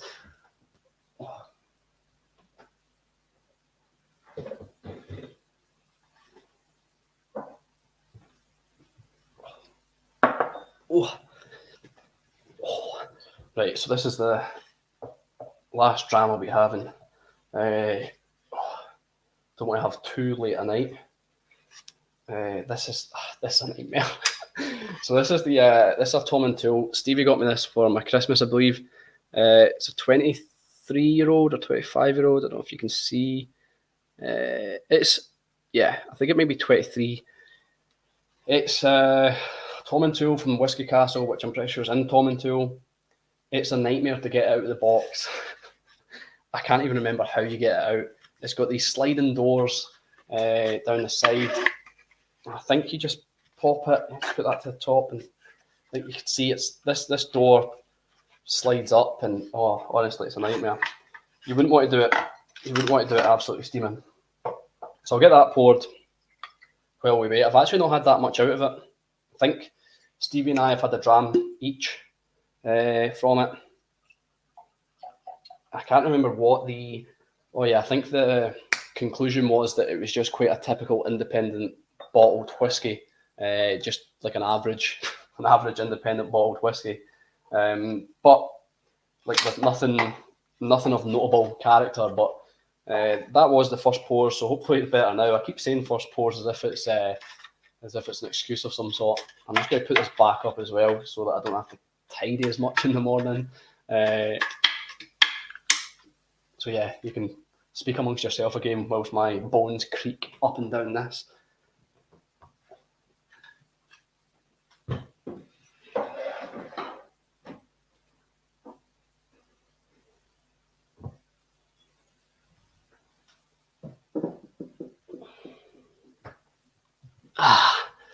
There we go. So we're back. Gav says Tom and Tool is called the Gentle Dram. I did not know that. I would be lying if I said I did. And does MD want to buy me a bottle or two of whiskey, by the way? I would happily buy you a bottle of whiskey, Mark. Yeah, the next time we're in Glasgow, I'll buy you a bottle of whiskey. I'll get you like a grouse or something. A 20. I'll tell you what, I'll treat you to a, is it 20 CL? Treat you to a 20 CL Cadenhead the next time we're at Edinburgh. You can take my word for it. It's on camera. It's sticking now. Love getting your take on these, Stuart. I've historically liked the Big Brothers more, though each is done differently, each release. Yeah, each time it's a kind of different finish in that. And I wasn't sure if it was a mother cask, but we did read in the back, and it does say mother cask. So it is pretty cool that it's the kind of same whiskey, just a different edge on it. I honestly thought I was going to enjoy the Wee Brother more, and I was hoping I was. But yeah, for some reason, that Pinot Noir didn't really have much effect in the sense of the wine, but the ex-Islay element just really took me. And I want to say it's Kahlua. I don't know if they would reveal that information to you or to myself, but I feel like it was kind of smoked bacon, smoky bacon, salty, and as soon as I think of smoked bacon and Islay, I always think of Kahlua. Sometimes Lagavulin, but most of the time it's Kahlua I think of. So Gav's having a cup of tea at the moment, which is perfectly ordinary for a Monday night. Having a couple drams and beer is pretty outrageous. It shouldn't be condoned, but here we are. Yeah, I'm enjoying this.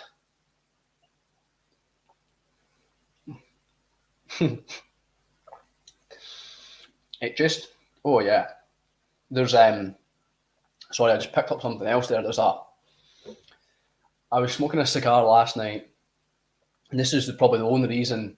Sometimes when I can taste things and smell things, but I don't always relate it to words. I try and describe it in some way, but this is quite specific. So last night I had a cigar out the back. If you can imagine, it was sunny. It was beautiful last night, and now it's absolutely belting it down with rain, and it's windy and it's blowing. It's horrible, and I've been in all day.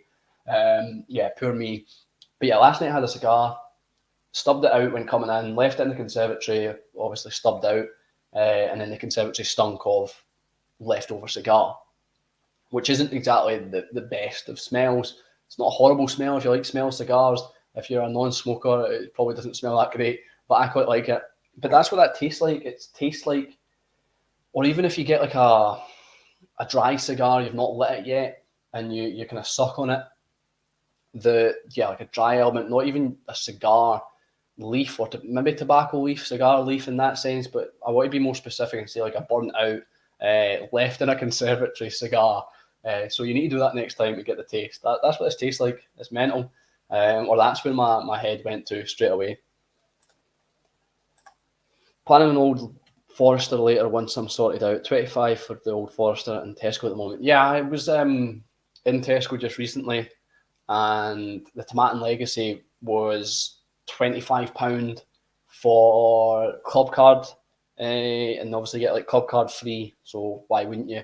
But £25 for a Tomatin Legacy is a brilliant deal. Martin agrees completely about the new Talisker label. Bought the last bottle just because it didn't have the new label. Yeah, I don't know what it is. I don't know if it's like a kind of the era we're in, try to be modern, try to be sleek, and it just doesn't. Some things don't work. Some things just don't work. It's better kind of sticking to the tradition, as I said, sticking to a kind of older format, and because it's notable. Glenfiddich wouldn't go, like I mentioned or touched on, Glenfiddich wouldn't go changing the shape of their bottle because the triangular bottle is so unique and so specifically Glenfiddich. When you see that bottle, you think of Glenfiddich. So why would they change it? Obviously, they rebrand and they change labels and things, but some things you just shouldn't change. Just if it's not broken, why fix it? Something like that. Tom and Toole, the lesser of their distilleries as far as their OBs go. Yeah, so Glencadam being the other one. I've not had a lot of Glencadam. That's terrible. I've got a Carnmore Glencadam that's fantastic, but I really should. Everybody raves about the 10-year-old, and I think I've maybe tried it, but I've never had a bottle, and I probably should. 200% increase on task rating, yeah. I'm sure I read it was like 180% or something. I didn't know it was quite 200%. Lagavulin 16 and Oban 14 are also set for hefty price increases if the rumour is true. So Lagavulin 16, unfortunately, I'm going to say it doesn't affect me, but obviously I shouldn't stand for it. I shouldn't just be arrogant or ignorant because it is pretty bad. But I'm not a fan of Lagavulin 16. Oban 14 is quite good. I like the Clinleash 14 as well. But yeah, it's mental that Diageo is going this way. Will people still pay it? That would be interesting to see. I know I won't be paying it. I mean, I don't really buy these bottles anyway. I'm not really wanting to buy a lot of Diageo releases. I think the main Diageo I buy into is Blair Athol, but even then it's independent bottled most of the times. The lesser of the Angus Dundee distilleries, yeah. So still Glencadam and Tomintoul, in my opinion. Lesser for a good reason too, yes. See you on Wednesday, mate. Yeah. Why has a VPN just popped up on my screen? So what is going on here? So yeah, possibly see you on Wednesday. Yeah, I'm sure your kids going to nursery or something, or these nursery times change, so you're not getting a free whiskey. Yeah, I'm just trying to look at comments and see if I've missed anything. You're obviously talking between each other, and that is fine. This is I try not make it about me too much. Obviously, we need to keep talking. I need to keep the space filled, if you like. But this is supposed to be about all of us. Have a good time, chill out, have a wee drink, even if it's tea, and just have a chat about like-minded or with like-minded people about random stuff that we enjoy or don't enjoy. So in the last couple of months, I've taken part in a couple of Angus Dundee live Zoom tastings with Tomintoul, Glencadam, and Old Ballantrae featuring, including single casks. Yeah, I think they've reached out to a few people, and I think a few people have joined in on those, which is a great PR stunt or PR, maybe not a stunt, but great PR from them to do that, especially getting people introduced into these distilleries. Glencadam seems to be, maybe because of reviewers like Aquaviti Roy and other people, just the general community. I'm not saying Roy's doing anything bad, but he's getting the ball rolling for these distilleries, getting them the name out there, which is a good thing, and people are catching on to these distilleries and realising they're really good, even though I'm still way behind. But yeah, it seems like Glencadam is slowly picking up a fan base, and I just hope it doesn't increase the price and stuff, but we'll see. But anyway, it's the whole thing about people reviewing whiskies like Ralphie, Roy. I'm not going to include me there at all. Maybe Gav as well and Jason. These people reviewing these things, people respecting the opinion so much and buying into it for good reason, obviously. So it can be a bad thing because it can increase price and can increase demand for it. So after those tastings, I'm firmly of the opinion that Tomintoul is very much underrated. Yeah, so my girlfriend got me Tomintoul 16 years ago. It was one of the first whiskies she bought for me. Glug, glug, glug. It was one of the first whiskies she bought for me. I think it was 43% ABV. Don't think it had colouring. I can't remember.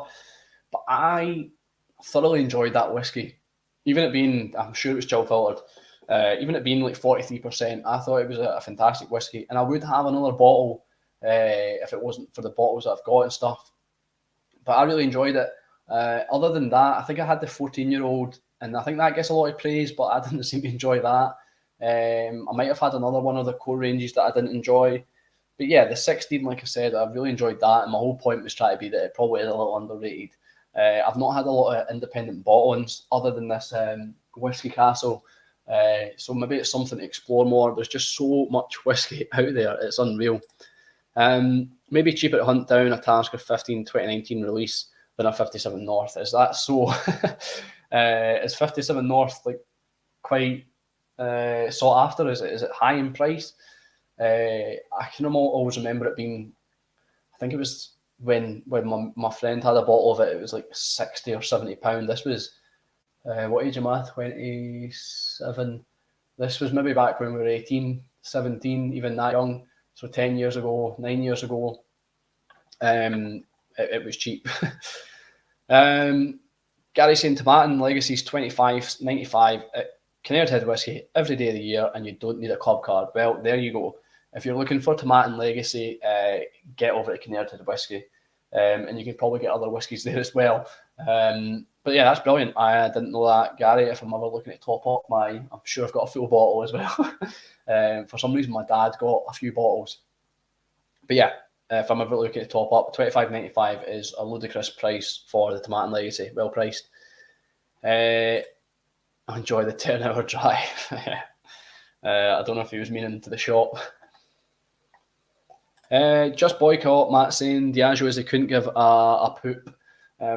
I probably should swear, it's not like I'm going to get money from this anyway, but yeah, I couldn't give a shit about the customer base. Yeah, I don't think they do. Plenty of other decent price whiskey out there. I mean, I went to the Johnny Walker experience in Edinburgh, and where the staff weren't bad, yeah, there's no issue with the staff, but you can just see what they're trying to achieve with the whole experience. It's aimed at tourists, it's aimed at making money. Obviously, like, whiskey's there to make money. People want to make money. That's how businesses work. But you've got to look after the customer as well. You've got to build up that rapport with the customer in order to make them come back. So yeah, Diageo just don't give a toss. Plenty of other decent price whiskey out there for sure. I can appreciate synesthetic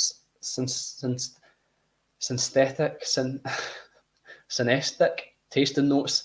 Taste is so closely linked to the emotions and memories, sights and sounds. Martin, you're obviously a lot smarter than me. I am struggling to pronounce things, and I've only had 2 whiskies and some beer. Synesthetic tasting notes. Yeah, it's like taste and everything is all linked to emotions, all linked to memories. And that's why I don't agree with tasting notes. Are obviously a good basis, and what people think they taste like, maybe what they pick up in the time. It's obviously to do with your emotions, with what you've ate that day and all that good things. So whiskies can taste different to different people, but I like trying to relate it to something or experiences. One that I do often is like porridge. I make blueberry porridge, and it comes up a lot, just making creamy blueberry porridge. And yeah, like you said, it's linked to memories, it's linked to your own experiences. A posteriori, I think it's called. Kind of knowledge from experience. So yeah, I'm just trying to be smart now, throwing a little Latin out there. But yeah. So if someone says it tastes like their grandmother's old purse, and someone says it tastes like a old leather book that they used to read, then both are right, because it probably tastes quite similar anyway. I'm not paying it. They can F right off. I'm not paying for lots of stuff these days. Far too much ripping off going out there. Yeah, there is. Looking at these bottles alone, so like I said, I think it was 60 for the wee brother. I don't know if my camera's going fuzzy with the internet. 60 for the wee brother, or 65, round about there. But I know the big brother was 75 exclusively, or definitely, sorry. 50% ABV, non-chill filler, no added colouring. I think, did it say single cask? Maybe not. They're from the mother cask, 1 cask anyway. So it might be single cask. But I don't think they were too badly priced. Glenmorangie is not a well-known distillery.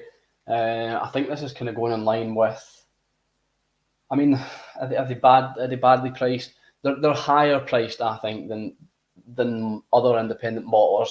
But you're paying for a unique concept, I think. There's not a lot of independent bottlers doing this. So to be honest, obviously one was paid for by Drew. But yeah, I wouldn't have an issue with buying them again.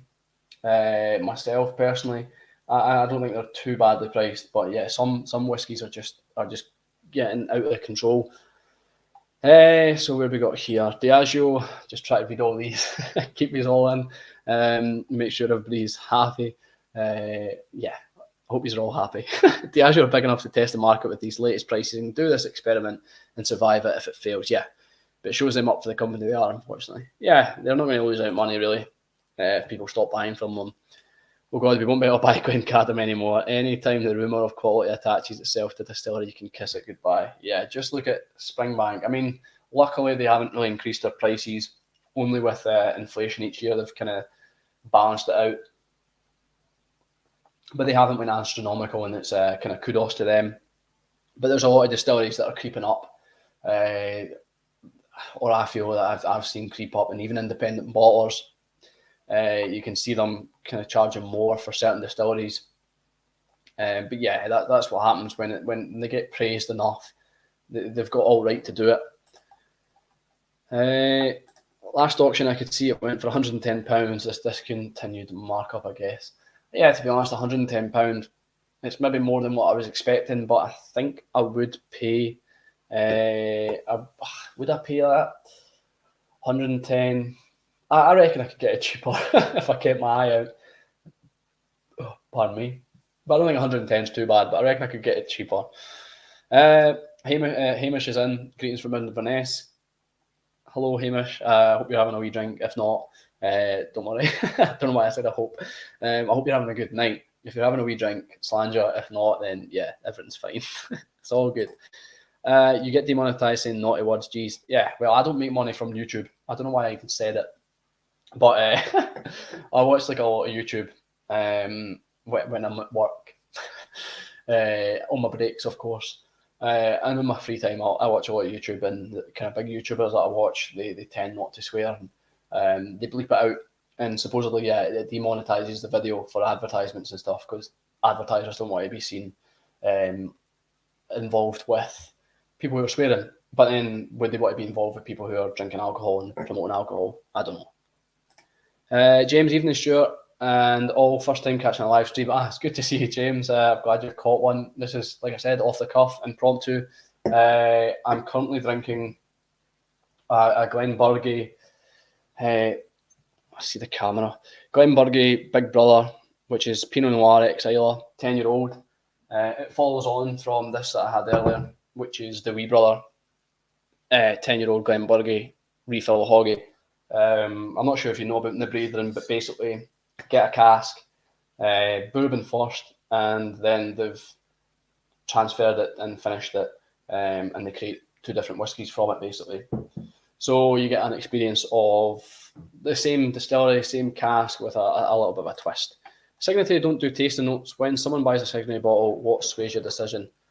Yeah, I didn't know that. I know some independent bottlers and some independent bottlers don't do tasting notes. I don't think Dornock, I'm not sure if they do many tasting notes, at least not on the bottles that I can see from right off.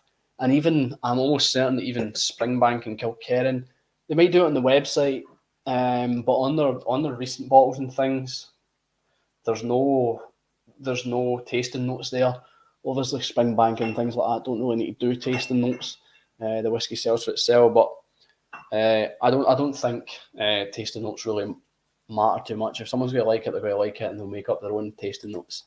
A post estiora, nice one to match my. Yeah, I'm not going to try and say it again. But yeah, it's Latin. I'm sure it's Latin. Shouting out Saturday 2nd to us all. Inverness Whisky Festival will be good crack. Let me know if anyone is coming north. I'll need to check my calendar. I might be working. I think it's a National Whisky Festival they're doing, the Inverness one. But I know I'm away for the Aberdeen one, which I'm pretty gutted for. The basic for me, distillery, cask, and ABV. Yeah, I don't think tasting notes have too much influence on me. Like you said, it's the distillery, the cask, the ABV, the kind of chill filtration, Noiri Corin, and even sometimes age. Age doesn't always matter to me, but sometimes if the price is right and it's got a nice age in it, then it kind of sways your decision a little bit. It doesn't matter that they haven't increased their spring. You can't buy Springbank anymore yet. It's a real struggle to do it. Alan saying, hey buddy, good to see you live, fella. Yeah, I've not done a live in a while. When I'm home, I usually record my videos during the day, and then at night I like to spend time with the missus and the dog. So I don't do lives too much, but I would like to do them more often, to be honest. I saw the two lads on a stream with Jim. Yeah. You might need to send me that link. I wouldn't mind watching that. I think, was it Jim Whiskey Novice? I'm sure he done something with them. Is that Jim you're on about? But yeah, I wouldn't mind seeing that. Donut bottles from Woodwinters come with emailed tasting notes. But I'm not sure if that's possibly Woodwinters that are sending their own tasting notes, or if it's Dornock's tasting notes. But to be honest, when I'm buying Dornock bottles, it's not. Yeah, the tasting notes aren't normally something I look for. The Springbank hype has almost made me buy bottles that I don't even really want or need. It's like you just have to buy it if you find it at RRP. Yeah, it's mental. The FOMO, fear of missing out. I think a lot of people have different motivations for buying Springbank, obviously, like flipping investments, which is fair enough, but it's there for the drinker. And I've been the same. The Springbank 10 local barley, Oloroso, wasn't too bored about buying it, but I felt the same. I felt like, I need to have it. And I had it, and I don't think it's the best local barley, but it's the one that's doing the best at the auction. Out with like the 16-year-old, it's the best in its age category, which is mental. It's just because of the colouring, because of the colour of it, not the colouring, but the colour of it, and because it's the Springbank. But yeah, I didn't think it was up to the standard of the other Springbank local barleys. But yeah, there's definitely been. I am clawing. I don't go for the 10s and 15s as much, or the 12 cask strength. The 12 cask strength's not something I've really bought into yet. I've had a few that I thought are okay. The 10 and the 15, was always a big advocate of the 10, of the two batches that I had from the 10 and the 15.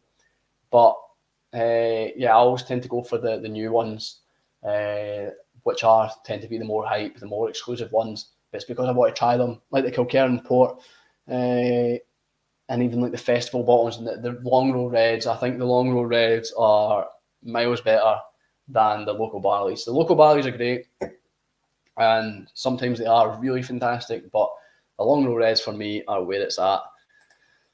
Hey, Gary, get the taps off your whiskey bottles. Exactly. Taps off, corks off, open your bottles, whatever you want to say.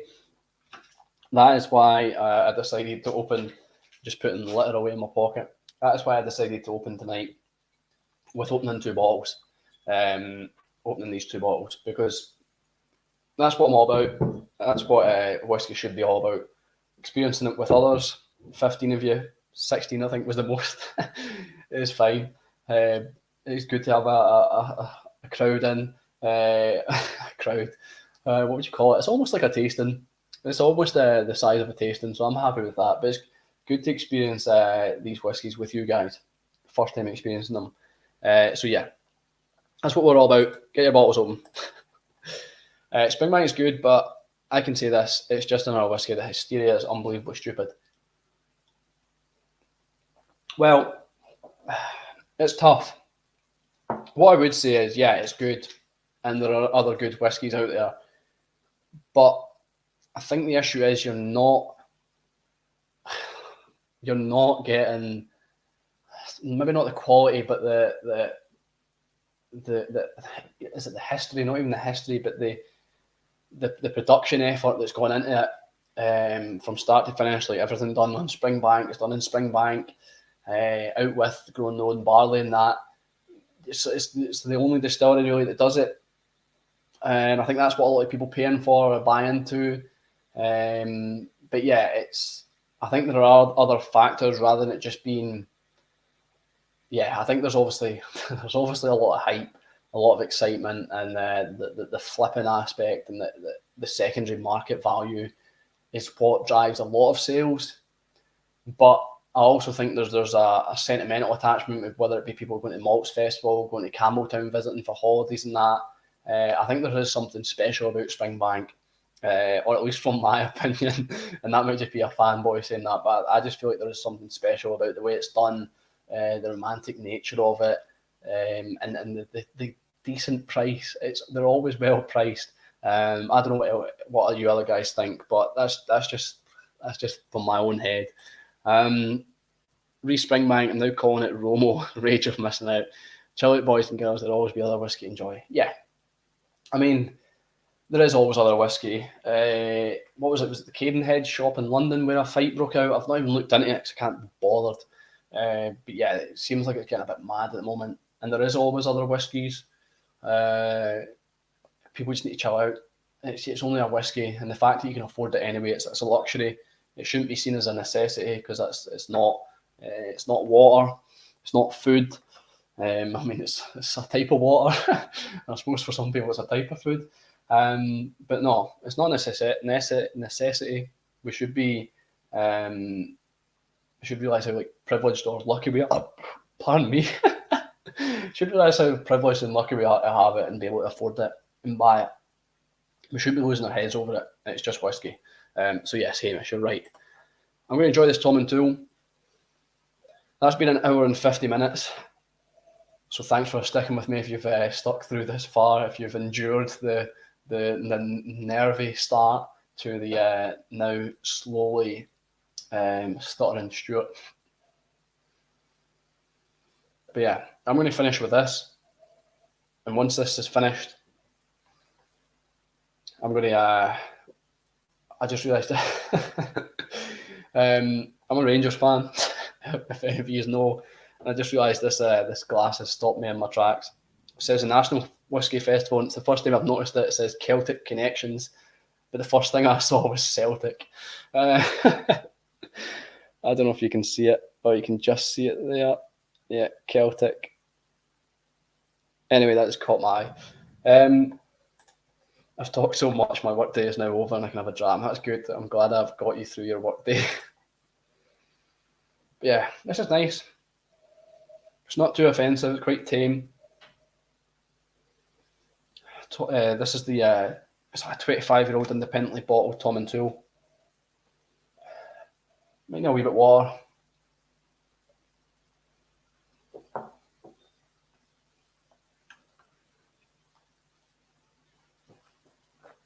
Can't remember what ABV it was. In fact, it doesn't need water. It's nice. It's yeah. I'm not gonna explain it. One, because I can't think of words, and two, because I'm just enjoying it. I'm just going to enjoy it. It's good. I'll see what you guys are saying. But no, it's nice. Yeah. Hashtag taps off. That's it. So once again, I'll plug it again. There's a group of 7 of us. We do a bottle share. We've had questions about expanding and things because we're kind of buying bottles that we collectively like, also that individuals like, and sharing them out and trying them between us and experiencing them between us. We're all over, and national wise, geographical wise, geographical. So yeah, there's a few of us, 7 of us, and what we done for the first year is we had a roulette wheel with the names on it, and each month spin the roulette wheel and that person would get to pick a whiskey and we're sharing it out between us. So we've got an Instagram to kind of document this, to kind of follow it. We were at the Fife Whisky Festival recently, 5 of us, 5 out of the 7. 2 others couldn't make it, one because of being over in Holland, Netherlands, and the other one was working. So it's to document that. We're on Instagram, TAIBS_2021. And basically we're all about hashtag taps off.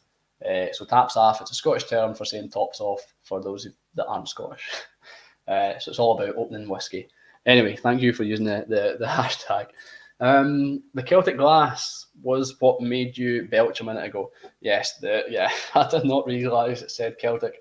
And it's funny, I'm not one of those fans that's usually hung up on those things.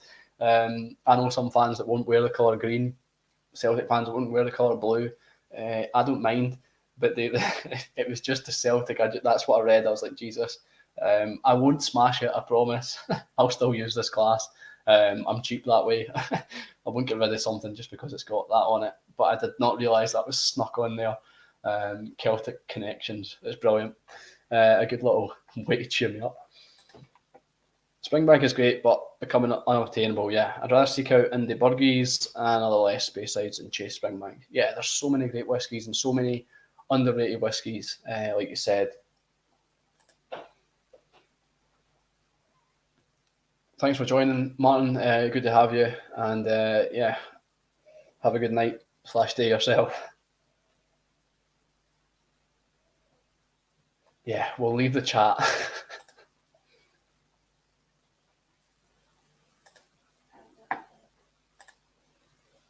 Yeah, I've got 5 minutes. The time on it, 2 o'clock. 2 hours. 2 hours.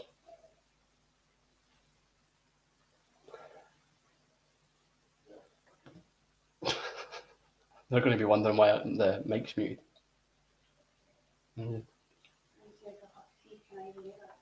Yeah. No, I need to.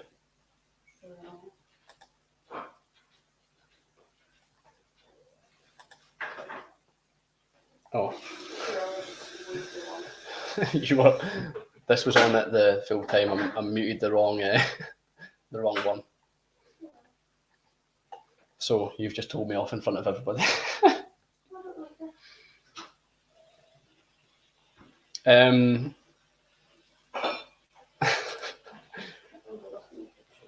So Jimmy Jazz is opening a Deanston, 9-year-old, but says young and punchy. Sounds like you. Yes, young and punchy. Girlfriend's making a cup of tea, and I'm about to sign off anyway. James Morgan's just said, get on with your chores. Gary's laughing. Yeah. I know. Swearing at me and throwing things at me. Basically Amber Heard. Yeah. I want a Johnny Depp trial. Right, well, I think that's time for me to sign off anyway. Definitely. It's been 2 hours. It's 9:15. Louisa's saying it's a miracle I've lasted that long. I'm not sure if you can hear her, but you might be able to hear the kettle. So thanks for watching. I hope this impromptu I hope this impromptu live has been something to fill your night, and I hope you've had a good time. So thanks for joining.